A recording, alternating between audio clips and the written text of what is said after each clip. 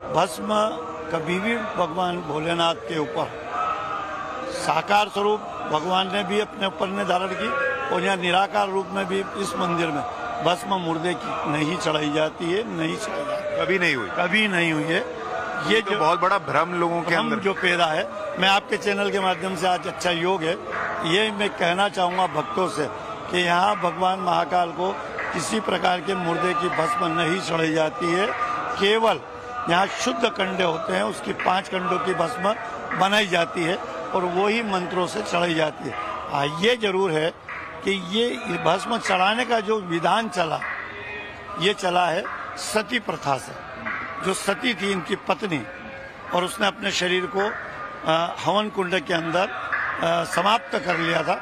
और जब वो भस्म हो गई थी और भगवान उसके विरह में क्रोधित हो गए थे और उन्होंने दक्ष के पूरे साम्राज्य को शमशान बना दिया था, उनकी गर्दन भी काट दी थी और अन्य सारी व्यवस्थाएं वहाँ पे तहस नहस हो गई थी।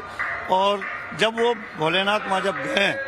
और उस कुंड में से सती का जो शव था उसको जब उठाया उन्होंने और अपने शरीर पे लगाया, तो वो जो भस्म है वो भस्म भगवान पे लगी है, इसलिए भस्म प्रतीकात्मक भगवान पे चढ़ाई जाती। जब क्रोध में थे और जब सती को उठा के वो जो भस्म उनके शरीर पे आई, तब उनका क्रोध शांत हुआ। शांत होने के बाद उन्होंने अपने ससुर का सिर भी लगवाया और पुनः दक्ष के राज को